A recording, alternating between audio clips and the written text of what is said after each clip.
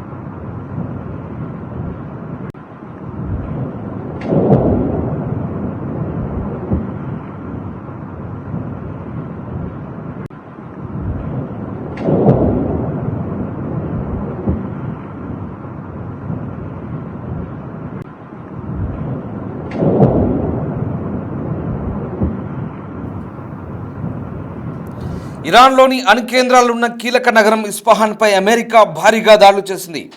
ఆయుధ నిల్వలున్న ఓ డిపోపై 2000 పౌండ్ల bunker buster బాంబులతో దాడికి దిగింది.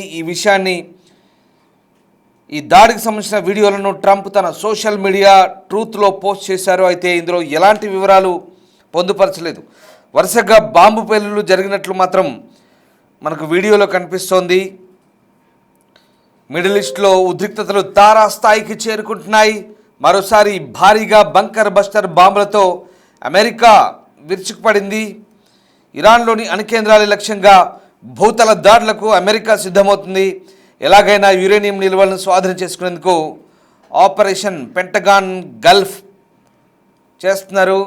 ఈ ప్రాంతానికి అదనంగా 10,000 మంది సైనికులను మోహరిస్తున్నారు. ఈ నేపథ్యంలో ఇరాన్ వద్ద ఉన్నటువంటి యురేనియం నిల్వల లక్ష్యంగా ప్రస్తుతం అమెరికా అడుగులు వేస్తోంది. ఇప్పటికే ఇస్ఫహాన్, నతాంజ్ భూగర్భ స్థావరాలపై భారీ ఆపరేషన్ సిద్ధమైనట్టుగా అంతర్జాతీయ మీడియా వెల్లడిస్తోంది. ఓవైపు ఇరాన్ నుంచి భూతల గగనదాడులను ఎదుర్కొంటుంది, మరోవైపు క్లిష్టతరమైన ఆపరేషన్ విజయవంతం చేయడంలో అమెరికాకు సవాల్ అంటున్నారు నిపుణులు. మరి ఏం జరగబోతోంది అనేది ఇప్పుడు ఆసక్తికరంగా మారుతోంది. భారీ విధ్వంసానికైతే ఇక్కడ తెరలేపినట్టుగా కనిపిస్తోంది. బంకర్ బస్టర్లతో ఇరాన్లోని ఇస్ఫహాన్పై అమెరికా విరుచుకుపడింది. భీకర స్థాయిలో దాడులు జరిగాయి. ఆయుధ నిల్వలున్న ఓ డిపోపై 2000 పౌండ్ల బంకర్ బస్టర్లతో దాడి చేసింది. దీంతో భారీగా మంటలు చెలరేగాయి. అమెరికా అధికారులను టంకిస్తూ వాల్ స్ట్రీట్ జర్నల్ ఈ విషయాన్ని చెప్తోంది. దాడికి సంబంధించిన వీడియోను ట్రంప్ ట్రూత్ సోషల్లో పోస్ట్ చేశారు. అయితే ఆయన ఎలాంటి వివరణ ఇవ్వలేదు. ఆయుధ నిల్వలున్న డిపోపై అమెరికా, ఇజ్రాయెల్ జాయింట్గా ఈ స్ట్రైక్స్ చేసినట్టుగా మీడియా చెప్తోంది. ఈ దాడుల నేపథ్యంలో ఈ ప్రాంతంలో వరుస పేలుళ్లు చోటు చేసుకున్నాయి. భారీ మంటలు ఎగిసిపడుతున్నాయి. దీనిపై ఇంకా ఇరాన్ ఎలాంటి ప్రకటన చేయలేదు. సుమారు 540 కిలోల యురేనియం నిల్వలను ఇస్ఫహాన్లోని ఓ భూగర్భ కేంద్రానికి తరలించినట్టుగా ప్రస్తుతం నివేదికలు వస్తున్నాయి. మరోవైపు తమతో ఒప్పందం కుదుర్చుకోకపోతే భారీ విధ్వంసాన్ని సృష్టిస్తామంటూ ట్రంప్ హెచ్చరించారు. ఈ పరిణామాల నేపథ్యంలో ఇక్కడ భారీ ఎత్తున దాడులు జరగడం ప్రాధాన్యత సంతరించుకుంది. అయితే ఈ ఉద్రిక్తతల నేపథ్యంలో అమెరికా తయారు చేసిన MQ-9 రీపర్ డ్రోన్ను ఇరాన్ వైమానిక రక్షణ వ్యవస్థలు కూల్చివేసినట్టు తెలుస్తోంది. IRGC అధికార వర్గాలు ఈ విషయాన్ని వెల్లడిస్తున్నాయి. ఇస్ఫహాన్ ప్రాంతంలో ఎగురుతున్నటువంటి MQ-9 రీపర్ డ్రోన్ను ధ్వంసం చేసినట్టుగా IRGC ప్రకటించుకుంది. అయితే మొత్తం మీద ఈ భారీ దాడులు ఇప్పుడు ఎలాంటి పరిణామాలకు దారితీస్తాయనేది మాత్రం ఆసక్తి రేపుతోంది. ఇరాన్ వద్ద అణ్వాయుధాలను లేకుండా చేయడమే లక్ష్యంగా యుద్ధం ప్రారంభించిన అమెరికా ఆ దిశగా ప్రణాళికలు చేస్తోంది. ఇందుకోసమే ఇరాన్లోని అన్ని కేంద్రాలే టార్గెట్గా భూతల దాడులకు సిద్ధమైనట్టుగా అంతర్జాతీయ మీడియా చెప్తోంది. ఇరాన్ వద్ద 60% శుద్ధి చేసిన యురేనియం 400 కిలోలు, అలాగే 20% ఫిసైల్ మెటీరియల్ అంటే శుద్ధి చేయని మెటీరియల్ దాదాపు 200 కిలోల వరకు ఉన్నట్టుగా నిఘా వర్గాలు అంచనా వేస్తున్నాయి. రా మెటీరియల్ 200 కిలోలు, శుద్ధి చేసిందేమో ఎన్రిచ్డ్ ఏమో 400 kgs. సో ఇలా దాదాపు 600 kgల వరకు ఉన్నట్టు చెప్తున్నారు. వీటిని 90% వెపన్ గ్రేడ్ యురేనియంగా మార్చి ఇరాన్ సులభంగా అణ్వాయుధాలు తయారు చేయగలదంటూ అమెరికా ఆందోళన చెందుతోంది. అదే జరిగితే ఎప్పటికైనా తమకు ముప్పేనని ఇజ్రాయెల్, అమెరికా భావిస్తున్నాయి. ఈ నేపథ్యంలో ఎలాగైనా ఇరాన్ వద్ద ఉన్న యురేనియం నిల్వలను స్వాధీనం చేసుకునేందుకు అమెరికా భారీ సైనిక ఆపరేషన్ చేయబోతున్నట్టుగా తెలుస్తోంది. ఈ నేపథ్యంలో మధ్యప్రాచ్యానికి ఇక ఉద్రిక్తతలు తగ్గించేందుకు పరోక్ష చర్చలు జరుగుతున్నప్పటికీ ఓవైపు ఇరాన్ తమ అణు నిల్వలను అప్పగించడమే యుద్ధం ముగింపుకు ఏకైక షరతంటూ ట్రంప్ తేల్చి చెప్తున్నారు. టెహ్రాన్ స్వచ్ఛందంగా ఇవ్వకపోతే బలవంతంగానైనా ఆ నిల్వలను లాక్కోవాలని భావిస్తున్నారు. ఇందులో భాగంగా పెంటగాన్ గల్ఫ్ ప్రాంతానికి అదనంగా 10,000 మంది సైనికులను పంపేందుకు సన్నాహాలు చేస్తోంది. ఇప్పటికే 3,500 మంది అమెరికన్ మెరైన్ సైనికులు మిడిల్ ఈస్ట్కు చేరుకున్నారు. ఎలాగైనా ఇరాన్ తమ డిమాండ్లకు తలొగ్గాలని, లేకుంటే ఆ దేశం ప్రపంచ మ్యాప్లో లేకుండా చేస్తామంటూ ట్రంప్ హెచ్చరిస్తున్నారు. ఇక ఈ యురేనియం నిల్వల్ని ఎలా తీసుకెళ్తుంది మరి అమెరికా, ఇది ఎలా సాధ్యమవుతుంది అనేది ఇప్పుడు ఆసక్తికరంగా మారుతుంది. ఇస్ఫహాన్, నతాంజ్ లాంటి భూగర్భ స్థావరాల్లో తమ యురేనియం నిల్వలను ఇరాన్ దాచినట్లుగా అంతర్జాతీయ అణుశక్తి సంస్థ IAEA డైరెక్టర్ జనరల్ రాఫెల్ గ్రాస్పీ కూడా భావిస్తున్నారు. అయితే ఏప్రిల్ మధ్య నాటికి ఒక ఆపరేషన్ ద్వారా ఈ యురేనియంను స్వాధీనం చేసుకోవాలని ట్రంప్ ప్రణాళికలు వేస్తున్నారు. కానీ ఇది అత్యంత సాహసోపేతమైన, ప్రమాదకరమైన ఆపరేషన్గా రక్షణ నిపుణులు చెప్తున్నారు. ఇక ఒకవేళ అమెరికా సైన్యం ఇరాన్ గడ్డపై అడుగు పెడితే భూతల గగనతలం నుంచి దాడులు ఎదుర్కోవాల్సి వస్తుంది. అయితే ఇక్కడ యురేనియాన్ని ఎట్లా తరలిస్తారు మరి? ముందుగా అగ్రరాజ్యం సైనికులు ఆ ప్రాంతాలను ఆధీనంలోకి తీసుకోవాలి. ఆ తర్వాత అక్కడి నుంచి ఇరాన్ అమర్చిన మందు పాత్రలను తొలగించుకుంటూ వెళ్ళాలి. 40 నుంచి 50 స్కూబా ట్యాంకుల వంటి ప్రత్యేక సిలిండర్లో ఉన్న యురేనియాన్ని జాగ్రత్తగా బయటికి తేవాలి. యురేనియంను సురక్షితంగా రవాణా చేయడానికి ప్రత్యేక ఏర్పాట్ల కోసం భారీ ట్రక్కులు, ఎయిర్ ఫీల్డ్ కూడా అవసరమవుతాయి. మరి ఇదంతా కూడా ఈ ఆపరేషన్ పూర్తి కావడానికి 1 వారం పట్టొచ్చు. ఇదంతా కూడా ఎక్స్పర్ట్ చెప్తుంది ఏంటంటే అంత ఈజీ కాదు. మరి ఓవైపు ఇరాన్ నుంచి దాడులు జరుగుతాయి, భూతల దాడులు జరుగుతాయి, మిసైల్ వేస్తుంటారు, డ్రోన్లు ప్రయోగిస్తుంటారు. ఇవన్నిటిని ఎదుర్కొంటూ మళ్ళీ ఈ పని చేయాలి. సో ఇదంతా కూడా చాలా కష్టమైన ఆపరేషన్గా చెప్తున్నారు.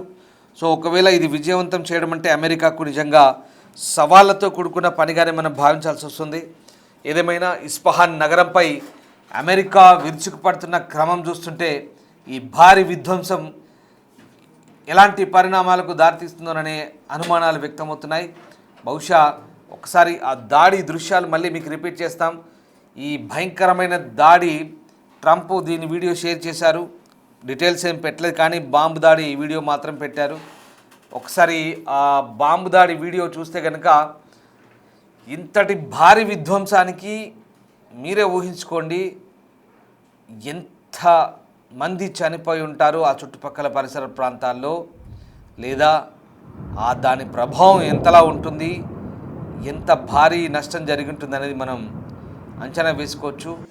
ఇది ఇస్ఫహాన్ నగరంపై జరిగిన భారీ బంకర్ బస్టర్ దాడి 2000 పౌండ్లు అంటే దాదాపు 900 కిలోల పైన.